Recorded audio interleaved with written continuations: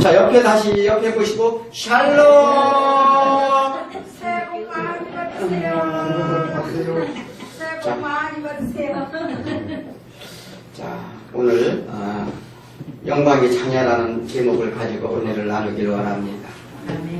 어느덧 2017년도도 이제 마지막 날이죠. 한 해가 이제 저물었습니다. 저도 1년간 이렇게 참 뒤돌아봅니다.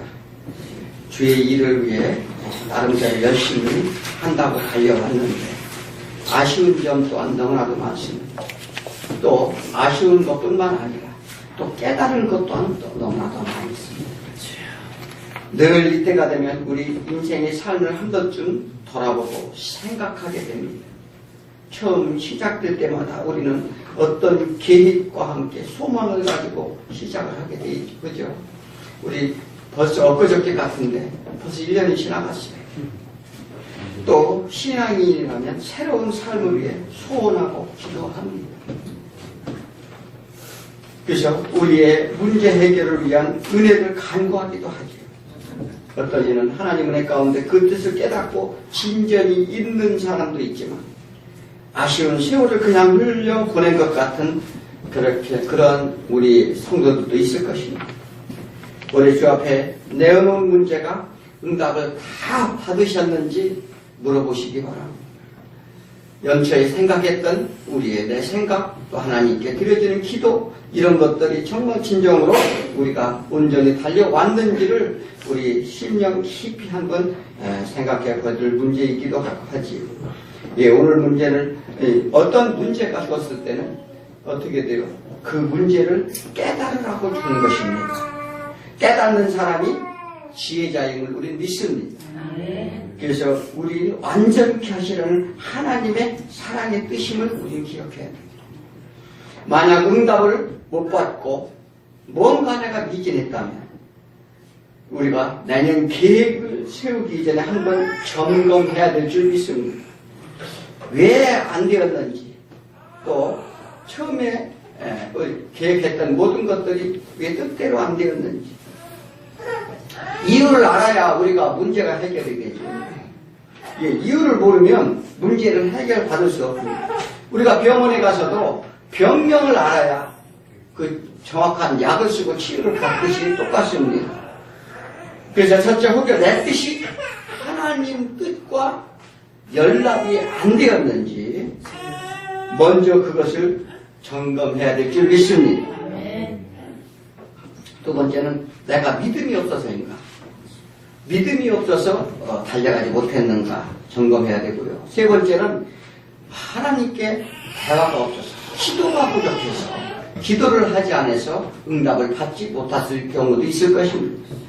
또 어디엔가 내가 매여 있는지 아직 내 욕심이 가로막고 있는 모든 문제를 나를 메고 있는지 그것을 잘 한번 생각해 봐야 될 줄 믿습니다. 그것은 뭐냐면 어떤 모든 문제는 나를 온전히 하나님께 맡기지 못함을 뜻합니다. 그래서 하나님은 처음부터 약속하셨어요. 세상이 수고와 고통을 해 예수 그리스도께서 우리 이 땅에 오신다고 말씀하셨고 그리고 오셨습니다. 그리고 이 약속은 믿는 자에게 무한한 은혜를 주셔서 매임에서 우리가 세상의 어떤 올무에서 그 세상의 어떤 갇힌 곳에서 풀어주고 덮어주러 오셨다고 말씀하셨습니다. 그래서 우리는 예배를 뭐 때문에 드리나요? 예배 드리는 목적이 뭔가요? 첫째는 예수를 알기 위해 예배를 드립니다. 두 번째로는 이 예수를 만나기 위해 드립니다.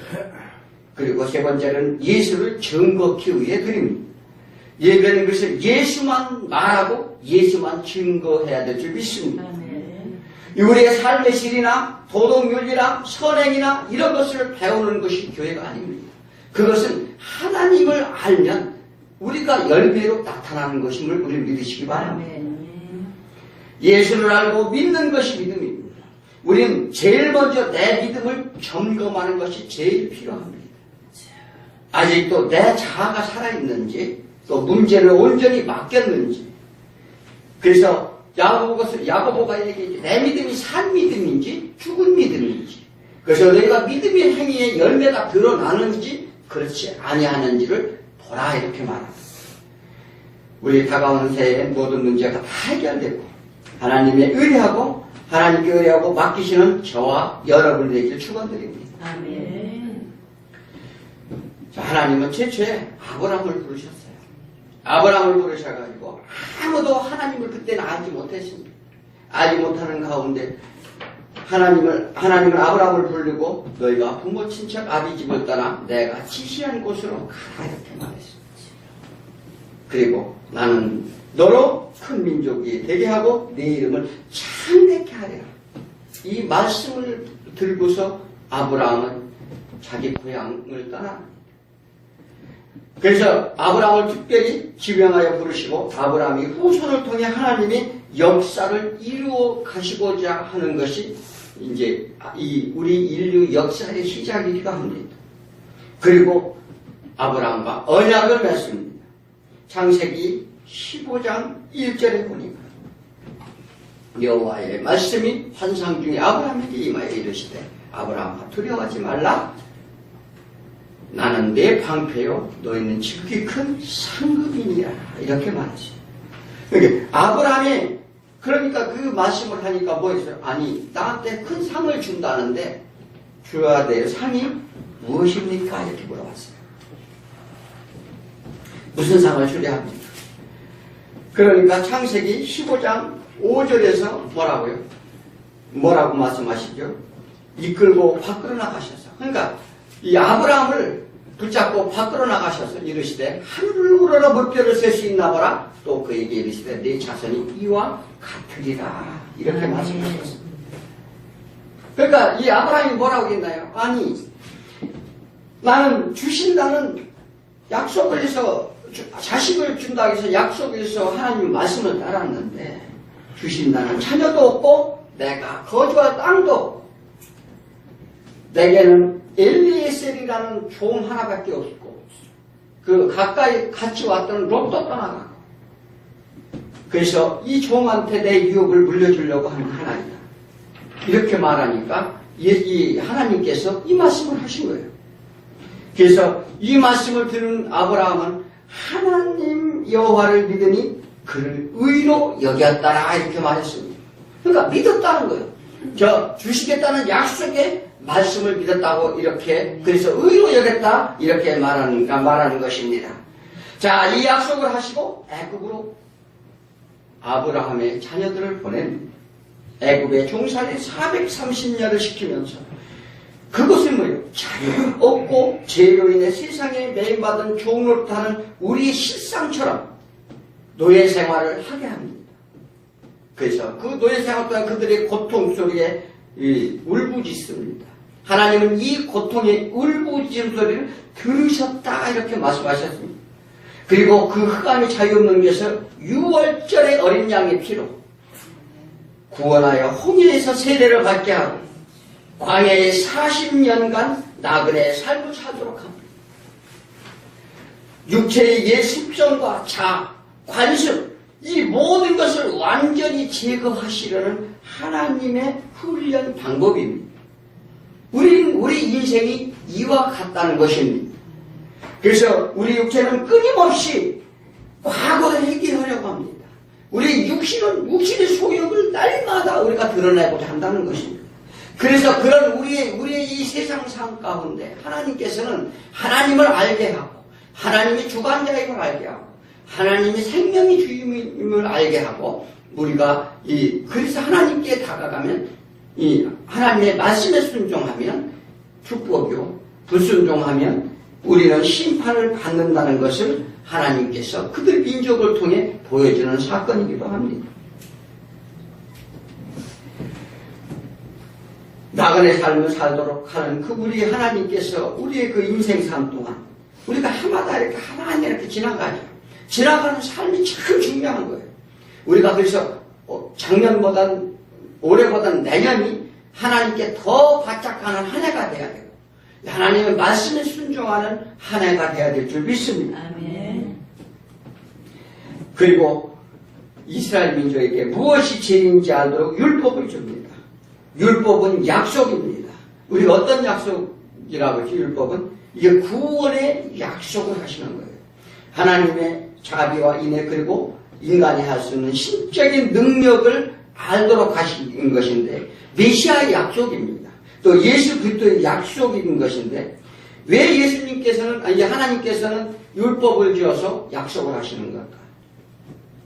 그것은 율법의 의로는 구원받지 못하므로 예수 구원이 약속인데 율법을 그림자라고도 하고 또 그리고 예수께로 인간은 몽학선생이라고도 하고 율법이 죄를 깨닫게 하는 것이라고 그 율법이 죄를 외우시는 예수님이 완성하실 거라고 말씀하십니다. 그러므로 율법은 예수님이 오기 전까지 인도하는 선생이라고 오늘 말씀하십니다. 자, 예수님은 십자가에서 다 이루셨다고 했어요. 어떻게 십자가에 돌아가시면 무엇을 다 이루셨다고 해요? 너희들이 할 수 없는 율법적으로 이룰 수 없는 구원의 의 그것을 다 이루셨다고 고백하시는 거예요. 그래서 하나님의 믿음으로 드러나는 우리가 하나님의 우리가 믿음으로 우리가 죄가 드러나게 돼 있어요. 그 죄를 다 내가 죄짐을 다 지고 가는 것을 이루었다 이렇게 말씀하시는 줄 믿습니다. 이것이 3장의 내용입니다. 이 갈라디아 3장의 내용을 제가 개략적으로 설명해 드렸습니다. 갈라디아 3장 19절에 그런즉 율법이 무엇이냐? 범법함으로 더하여진 것이라 천사들을 통하여 한 중보자의 손으로 베푸신 것인데 약속하신 자손이 오시기까지 있을 것이라. 한 중보자의 손으로 베푸셨다. 즉 손으로 지어진 그 돌판에 새겨진 법을 줬다는 거예요. 그런데 그거 돌판에 새겨진 법을 줬는데 이제 예수가 오셔서 뭐냐면 마음판에 새길 것이다. 네. 우리가 왜냐하면 돌판에 새겨진 표피적으로 보이는 거 우리가 행위적으로 할 수 있는 모든 것을 할 수 없다는 걸 깨닫게 하시는 거예요. 그래야 우리 마음의 기경이 되어야 그러니까 하나님이 우리 마음을 붙들어 줘야 마음판에 새겨 줘야 우리가 새롭게 된다는 사실입니다. 그러므로 이제 예수님의 복음 시대는 아브라함의 자손으로서 받을 유업을 이을 후사라고 말합니다. 아브라함의 믿음이 자녀로 삼으신다고 약속하심을 믿으시기 바랍니다. 자, 믿는 자는 자녀로 삼으시는 약속을 우리는 이게 믿음으로 우리가 자녀가 됐다는 사실이죠. 갈라디아 3장 29절에 또 뭐라고 말씀하시죠? 너희가 그리스도의 것이면 곧 아브라함의 자손이요 약속대로 유업을 입을 자니라 이렇게 말합니다. 예, 우리가 복음을 받은 성도면 그리스도 안에 있으면 다 자녀라 일컬음을 받는다 말씀하십니다. 우리는 법적으로 하나님의 유업을 상속받은 하나님의 존귀한 자녀라는 것을 믿으시기 바랍니다. 사도 바울은 율법 아래 제 종으로 닫은 성도들이 그리스도에 하여 자유함을 얻고 하나님의 양자가 될 신분이 변화에 대하여 가르침을 주고자 합니다. 하나님이 주권적으로 해주신 영광의 자녀 신분 때문에 우리는 감사하시길 바랍니다. 그래서 첫 번째는 우리는 과거에 종이었다는 거예요. 노예였다는 사실입니다. 다시 말하면 예전에 우리 신분 얘기를 하는 거예요. 하나님께 나오기 전에 우리 신분이 우리는 노예였다. 자, 유대인들이 바리새인과 서기관들이 너희들이 이 종이라고 얘기하니까 우리가 왜 종이냐 이렇게 따지고 물었어요. 그런데 우리도 지금 그렇게 내가 무슨 종이냐 따지고 묻는다면 내 실체를 모를 뿐만 아니라 하나님을 모르는 이 사람이라고 볼 수 있습니다. 종이란 뭐예요? 종. 남이 집살이를 하는 것도 우리 힘이 드는데 무슨 종이래요? 죄의 종이래요. 죄의 종. 죄의 종이라는 것은 뭐냐면 죄가 나를 지배한다는 얘기예요. 우리 가만히 한번 생각을 해보세요. 가만히 묵상을 해보면요. 내가 뭐냐면 이 살아가면서 욕심과 탐심과 질투와 시기와 분냉과 이런 것들이 내 안에 얼마나 많이 존재하고 있는지를 알 수가 있어요. 그래서 이걸 뭐냐면 우리 그래서 그것이 우리 마음속에서 드러남으로 인해서 제 종로를 하는 거예요. 네. 그것이 왜 그렇습니까? 그래서 우리가 하나님께 기도하는 것은 그러한 죄의 싹, 그것 싹을 하나님의 말씀으로 자르기 위해서 성령의 불로 태우기 위해서 우리는 예배드리고 기도하는 줄 믿습니다. 그래서 이런 종로를 벗어나자고 하는 거예요. 그래서 종이라는 것은 제 안에 갇혀 조종당하는 노예를 말합니다. 악한 자의 종이 되어서 온 마음을 다 빼앗겼다 이렇게 표현합니다. 나도 모르게 끌려다닌다는 거예요. 우리가 하나님을 믿지 않는 사람들은요, 진짜 자기도 모르게 막 끌려다니는 그걸 모르는 거예요. 그 얼마나 불쌍합니까? 우리가 그런 사람들을 구원하려고 이렇게 예배드리고 하나님의 말씀을 증거하는 것입니다. 종은 주인의 집을 열심히 하지만 소유권도 없어요. 대우도 못 받습니다. 자기 자유를 박탈당하기도 합니다. 하지만 자녀는 일을 안 해도 가서 빈둥빈둥 놀고 집에서 그냥 있어도요, 재산을 함께할 권한이 있다고 말합니다. 제 자녀를 만들기 위해 하나님은 자기 백성을 택하고 율법을 주었어요. 또 아브라함의 믿음을 상속받게 하여 하나님의 자녀로 삼으셨으므로 그들을 훈련을 시킵니다. 또 마찬가지 우리를 훈련시킨다는 사실입니다. 그래서 뭐냐면 초등학문을 가르치는데, 초등학문이 뭐예요? 초등학문은 이 세상에 살아가는 최소한도의 법을 말합니다. 그래서 세상 흠을 말하기도 하고 또한 율법을 말하기도 합니다. 사람이 왜 죄를 짓게 하는지, 죄를 지면 왜 나쁜지, 이런 걸 깨닫고 고통을 받는지를 왜 알게 합니다. 그래서 4장 1절에 뭐라고 말씀하시나요? 내가 또 말하는 유업을 입을 자가 모든 것의 주인이나 어렸을 동에는 종과 다름이 없다 이렇게 말합니다. 이 유업을 이을 자가 모든 것이 주인이래요. 하나님이 부르신 자는 이미 유업을 이을 자임을 말합니다. 그러니까 하나님이 부르신 자는 이미 유업을 받을 자예요. 우리는 그걸 믿어야 돼요. 우리는 그 믿음이라는 거 다른 거 없어요. 우리가 이따 이제 내년 기도 제목 이렇게 나누고 이제 1년 동안 기도를 할 건데 중요한 게 사실이 하나 있어요. 어떤 기도 제목을 내놓고 그것에 대해서 기도를 하면 하나님이 들어주셨음을 확신하는 자에 본다는 사실입니다. 이게 믿음이 없어서 확신을 못하는 거예요. 의심을 하는 거예요. 내 스스로 기도 하나님 들으셨나?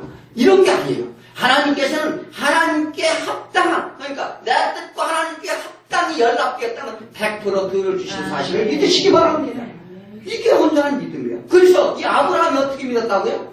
하나님이 해 주실 것을 믿었다는 거예요. 주실 것을 확실히, 그래서 그는 의로 여겼다. 이 믿음이라는 게 다른 거 없어요. 그러니까 내가 믿음이 있으면 이 산을 더 저 바다에 던질지라 그걸 믿어진다는 거예요. 그게 믿음이에요. 그러니까 우리가 이 세상을 살면서 믿음이 없기 때문에, 믿음이 없기 때문에 어떤 세상이 고쳐, 문제, 이런 것들을, 왜냐면 내 생각으로 늘 빠져 있기 때문에 이게 안 되는 거예요. 그리고 그거에 대해서 걱정하고 근심하고 이렇게 하는 것이지, 완전한 믿음만 있으면 주여 믿습니다. 저는 믿음을 확실히 믿습니다. 그냥 달려가는 거예요. 그냥 표대를 향해 달려가는 자에게 하나님의 놀라운 축복이 있다는 걸 사실을 믿으시기 바랍니다.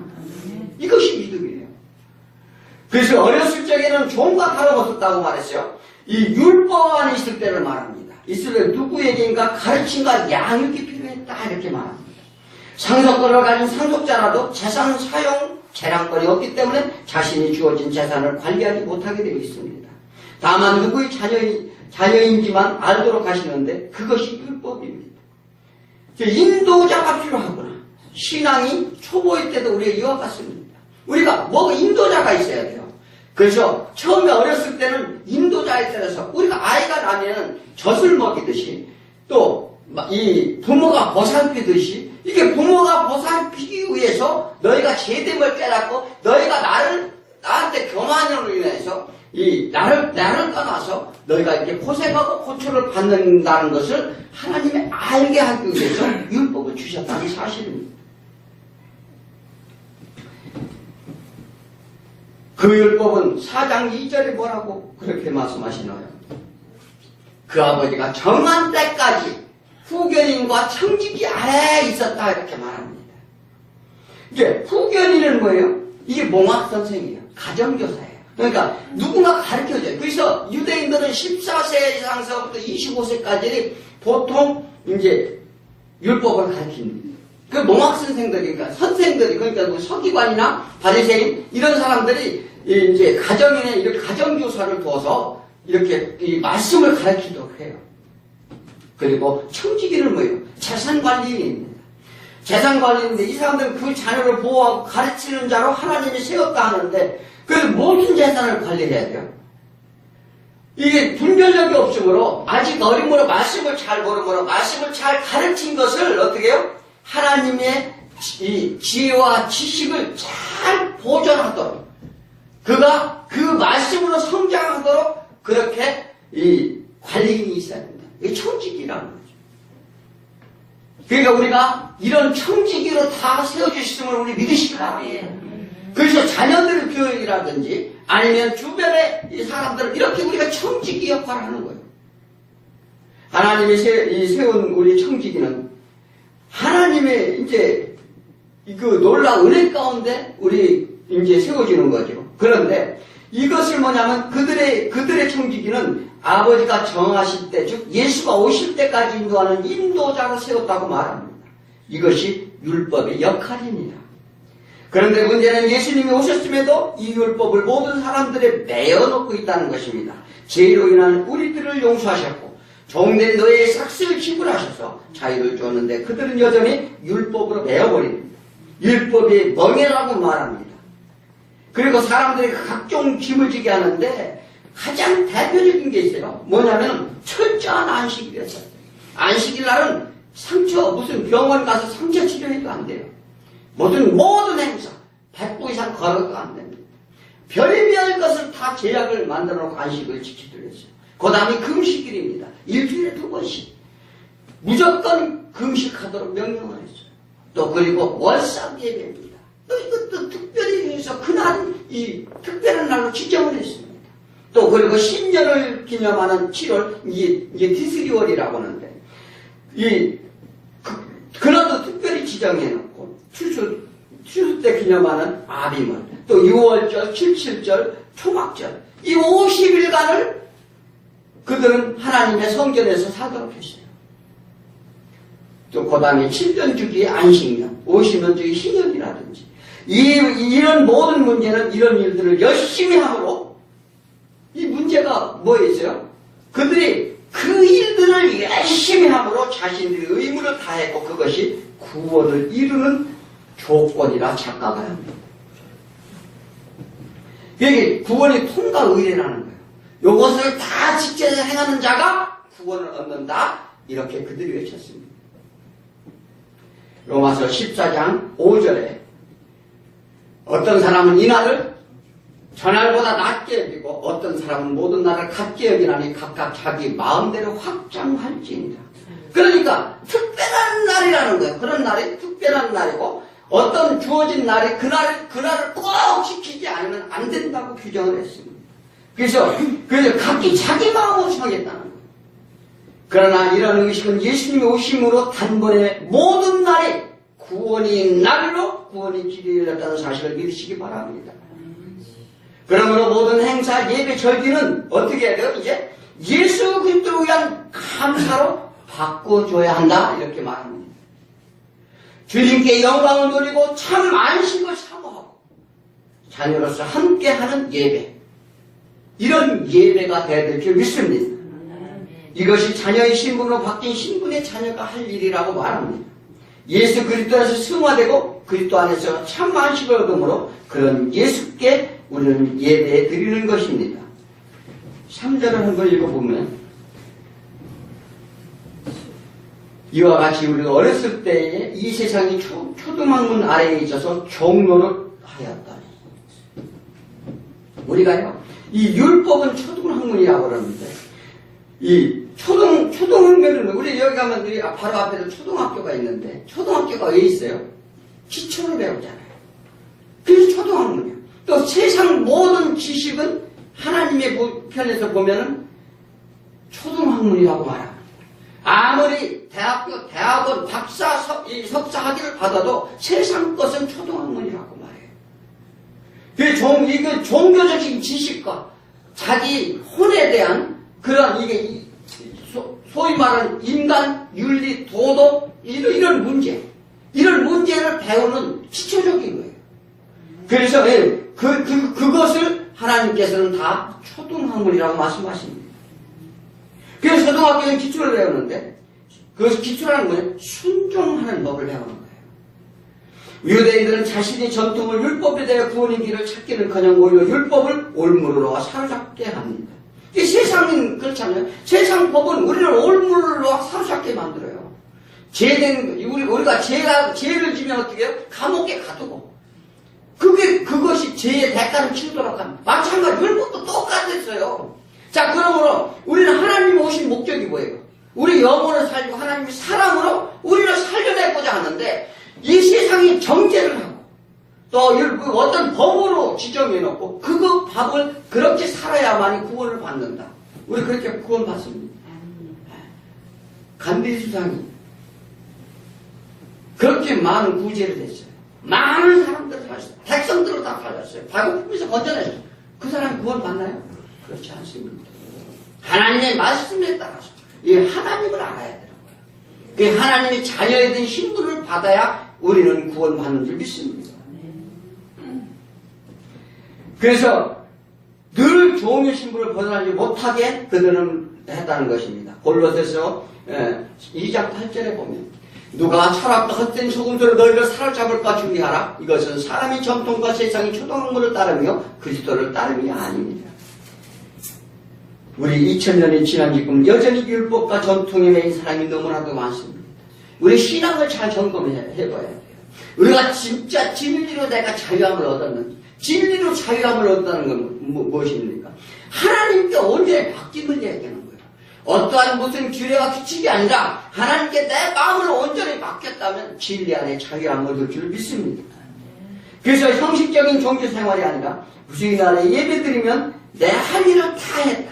모든 절기를 다 지키면 다 했다. 이런 것이 아니라 예배는 주님을 만나는 것인 줄 믿으시기 바랍니다. 그리고 예배는 진리를 깨닫고 생명이 죽게 나아가는 것임을 우리는 그러한 믿음으로 예배를 드려야 될 줄 믿습니다. 골로새서 2장 20절에 뭐라고 말씀하시 너희가 세상의 초등학문에서 그리스도와 함께 죽었거든 어찌하여 세상이 사는 것과 같이 규례에 순종하느냐. 사람들이 모든 규례를 지켜야 된다는데 사실 지킬 수 없는 것을 강요하고 정죄합니다. 아니 어떻게 율법 우리가 다 지켰어요? 율법이라는 것은 100가지 법 중에 하나라도 지키지 않으면 다 지키지 않은 것과 같다고 그랬어요. 아니 우리가 다 잘 살았어요. 정말 윤리 도덕적으로 이 모든 것을 다 지켜 행했는데 딱 한 가지 실수하게 돼요. 이건 어떻게 돼요? 정죄를 받아요. 그 죄인이 되는 거예요. 그러므로 하나님이 인애와 사랑으로 용서받은 우리가 할 일은 그 사랑이 용서받을 수 있도록 섬기는 것입니다. 그리고 구제라는 거예요. 영혼의 구원을 얘기하는데 이것은 우리의 날마다 어떻게 해요? 우리가 많은 사람들에게 아까도 말씀드린 청지가 된다는 것은 우리가 죽어가는 영혼을 위해서 그들을 구제하고 그들을 섬기고 나눠야 될 줄 믿습니다. 진리의 말씀은 참 딱딱합니다. 그런데 어린아이는 먹지 못해요. 이 사도 바울이 이 고린도 교회나 이 다른 교회에 가서 한 얘기가 너무나도 안타까웠어요. 진리의 말씀을 전하면 이게 잘 듣지 못하는 거예요. 그래서 히브리서 기자도 얘기했죠. 내가 멜기세덱에 관하여 할 말이 너무나도 많은데 하나도 알아듣지 못하느라. 이렇게 말씀하셨어요. 그래서 우리는 장성한 분량의 믿음으로 성장해야 될 줄 믿습니다. 어른이 되라는 게 어른이 되라는 거예요. 이게 초등학문을 배우는 게 아니라 고등학문을 배워야 될 줄 믿습니다. 진리의 말씀을 하늘에 보하라 말합니다. 이 사모하라는 거예요. 왜냐하면 너희가 이 세상거리에 쌓지 말고 이 세상거리는 종과 등록해야 하며 그러나 하늘에 쌓는 보화는 영원한다 말했어요. 그건 뭐냐면 하늘의 보화가 뭐예요? 하늘나라의 하나님의 말씀과 지식과 지혜라고 말씀하셨습니다. 그러므로 우리는 날마다 하나님의 말씀의 지혜를 지식을 쌓아서 진정으로 하나님의 진리 가운데 거하는 저와 여러분이 되길 축원합니다. 그런데 기도문에서 뭐라고 하죠? 우리가 하나님한테 기도할 때 하늘에 계신 나의 하나님 아버지 이렇게 부르지 않습니다. 왜 아버지라고 불러요? 어떤 사람이 교회를 갔어요. 교회를 가가지고 예배를 드리는데 성경을 열심히 읽었는데 창조주시오 만왕이 왕이시오 여러 가지 절대자시오 여러 가지 하나님을 호칭하는 말씀이 있었습니다. 그런데 기도하는 모습을 보니까 성도들이 아버지 그러는 거예요. 그러니까 그 친구한테 그랬어요. 아니, 어떻게 아버지라고 부릅니까? 그렇게 말하니까 뭐라고 그래요? 그러면 당신은 뭐라고 부르니까? 아, 저는 만왕의 왕으로. 예, 우리 창조주, 이렇게 저는 이렇게 기도를 하겠습니다. 그게 날마다 그렇게 기도를 했다는 거예요, 사람이. 그런데 어느 날 갑자기 예수 그리스도가 하나님의 아들이 십자가에서 돌아가시고 우리의 죄를 위해서 돌아갔다는 사실을 마음속에 진정으로 오러나니까 어떻게 해요? 저절로 아버지 소리가 나오더라는 사실입니다. 왜? 아버지라고 왜 불러요? 아버지라고 부르는 이유는 뭐예요? 아버지만큼 내 소원을 들어줄 리가 없어요. 네. 그리고 가장 가까운 사람입니다. 아버지가 자녀한테 기업을 유업을 주지 다른 사람이 줄 수가 없어요. 그러므로 우리가 기도할 때는 하나님 아버지 저를 살려주옵소서 이렇게 기도하시는 줄 믿습니다. 바울은 예수 그리스도께서 율법 아래 내고 율법 아래 있는 자들을 속량하심으로 모든 주의 백성들이 하나님의 아들 되는 명분을 얻게 되었다 이렇게 말합니다. 이것은 누구의 공로입니까? 네. 예수 그리스도의 공로로 인해서 자녀의 신분이 됐다는 사실입니다.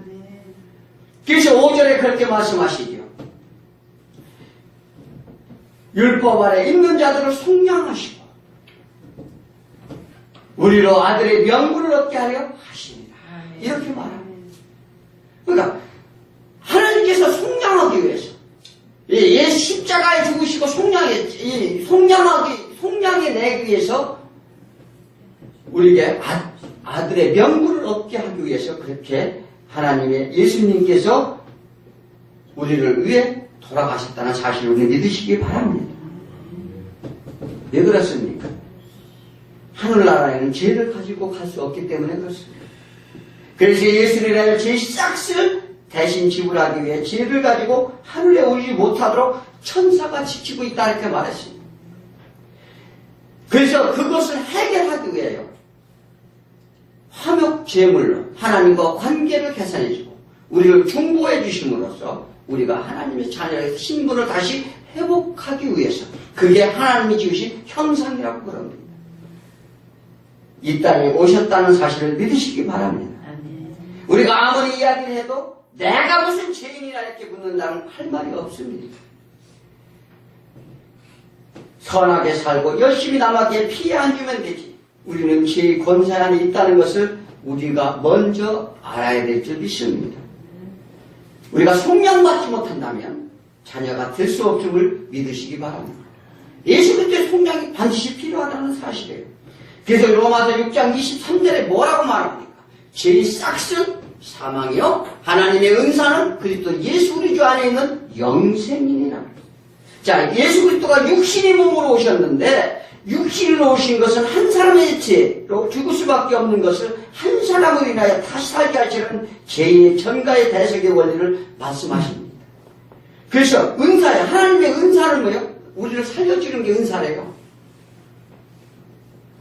우리가 제사함을 받으려면 우리 육신의 것, 육신의 저욕, 안목의 욕심, 이생의 자랑 이런 모든 것을 버리라는 거예요. 그래서 예수와 함께 십자가에 못 박으라 이렇게 말합니다. 죽음으로써 제사함을 받고 생명을 얻어라 이렇게 말씀하십니다. 우리가 직접 십자가의 육신을 못 박을 수 없습니다. 그렇잖아요. 예수님이 못 박았는데 우리가 십자가에 막 우리 육신을 못 박을 수 없어요. 그 얘기를 하는 게 아니라 예수 안에 거하라 이렇게 말합니다. 그러면 예수 안에 거하면 예수님이 십자가에 돌아가셨으므로 같이 죽는 거예요. 그러니까 우리는 예수의 지체라고 그러잖아요. 지체가 그러니까 우리가 팔, 다리, 눈, 코, 입 이런 지체를 얘기하는데 육신으로 말하면 예수님에 붙어 있으니까 예수님이 돌아가셨어요. 그럼 같이 죽는 거예요. 네, 그게 우리 십자가에 죽으시는 거예요. 그래서 오직 주 안에 붙어야 되는데 부지런히 말씀을 듣고 기도하시기 바랍니다.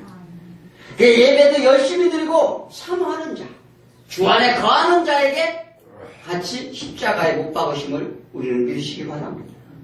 예수 안에 거하려면 뜻이 같아야 한 몸이 됩니다. 뜻이 같지 않으면 그래서 그렇다면 우리는 예수님의 뜻을 먼저 알고 연합돼야 하늘의 부부의 원리를 말씀하시죠. 예, 연합의 원리, 부부의 원리로 말씀하십니다. 그게 연합. 이 서로 잘 알다는 거예요. 서로 잘하는 것, 비밀이 없는 것, 함께 먹고 사는 것을 말합니다. 그러므로 이것은 하나님이 놀라운 사랑입니다. 우리가 사랑하는 게 아니라 하나님이 사랑하심으로 가능하다는 사실입니다. 오늘 6절에 보면 하늘의 아들의 영, 너희가 이 아들이면 하나님이 그 아들의 영을 우리 마음 가운데 보내서 아빠 아버지라 부르게 하신. 어떻게 그래서 아버지라 부를 수 있다고요? 아들의 영이 내 안에 거함으로 우리 안에 거해야 된다는 거예요. 예수의 영이 우리 안에 거해야 아빠 아버지라 부를 수 있다는 사실입니다. 예수 그리스도 영이 내 안에 거해야 됩니다. 그래야 산명이 된다고 말씀하십니다. 그리고 하나님을 아빠라 아버지로 부를 수 있는 권세를 주셨다는 걸 믿으시기 바랍니다. 죄인에서 아버지 아들로 단번에 신분이 바뀌게 된다는 사실입니다. 세상에서도요, 금수저, 흑수저가 있어요. 그렇잖아요? 요즘 잘 나가는 사람들은 다 금수저라고 하고, 배경이 있고, 돈이 많고, 삼성 이건이나, 현대 정주영이 자녀들이나, LG그룹이나, 이런 대기업이나, 이런 총수들 자녀나, 이런 금수저라고 하죠. 그런데, 이걸 아셔야 돼요. 만물의 주인이신 아들이 우리는 뭐예요? 우리는요, 황금수저예요, 황금수저. 네, 우리는 흑수저도 아니고, 황금수저임을 믿으시기 바랍니다. 네. 자, 그런데 신분이 바뀌면 그 신분에 맞는 영광이 따른다고 말했어요. 네. 그들이 왜 금수저라고 해요? 영광이니까, 기업을 받기 때문에, 재산을 유업을 받기 때문에 금수저입니다. 말로만 신분 상승이 아니라고 말합니다. 오늘 7절에 말씀하시죠? 뭐라고요? 그러므로 내가 이후로는 종이 아니요 아들이니 아들이면 하나님으로 말미암아 유업을 받을 것이다. 하나님의 유업은 뭔가요? 하나님의 유업은 첫째는 우리의 영생입니다. 그리고 하나님 처소에 같이 사는데 하나님 처소에는 우리가 먹을 것, 입을 것, 근심, 걱정, 고통 이런 하고 없는 곳이에요. 그러면 이 세상에 아무리 잘 사는 사람 근심 걱정 없을까요? 아니 대기업 총수의 아들도 막 자살하고 그러는데 골치가 아파가지고 그것을 지키려고 자 그러는데 우리는 아무 근심 걱정 없는 것으로 우리는 영생으로 인도한다는 사실을 믿으시기 바랍니다. 그리고 하나님이 누리고 있는 권세와 영광을 하나님과 함께 할 수 있다는 것입니다. 이것이 하나님의 승리요 우리의 영광이 된다 이렇게 말합니다. 그래서 예수님을 감사하고 찬양 바치기에 합당한 줄 믿습니다. 결론을 말씀드리겠습니다. 하나님이 세상의 고통 가운데 건져내시고 죄악에서 벗어나게 하시며 우리를 하나님의 자녀로 삼으신 은혜를 사모하면서 살아갈 것을 오늘 교훈을 합니다. 그런데 바울은 그런 사랑 안에서 건짐받은 성도가 온전한 삶을 포기하고 거짓에 속아 다시 죄의 종으로 자녀의 신분을 잃을까 얼마나 염려되는지 모릅니다. 세상이 좋아서 그리스도를 포기하는 것은 장난감에 눈이 팔려 보물을 버리는 것과 같도다. 순간을 위해 영혼을 포기하는 것은 그림자만 보고 실체를 보지 못하는 것이라 이렇게 말합니다. 사도 바울은 자신도 선민된 우월감을 다 버렸다고 말했어요. 이방인과 같이 그래서 나는 되었다. 거짓 교사들에게 세상의 마음을 빼앗겨 다시 죄종으로 돌아가지 않도록 우리가 이게 2017년 그제 우리가 못당한 거 하나님께 온전히 돌아오지 못한 게 있다면 어떻게 해요? 죄종으로 돌아가지 아니하도록 우리가 이 새해는 진정으로 하나님의 자녀된 신분을 얻어서 진정으로 하나님의 유업을 이어받는 축복된 저와 여러분이 되길 축원합니다. 아멘. 그래서 끊임없이 하나님과 가까이 하라. 이렇게 권면합니다. 보라 이전 것은 지나갔으니 새 것이 되었도다. 새로운 피조물이 되어 새 포도주는 새 보대에 담아야 가득 차게 된다는 사실을 믿으시기 바랍니다.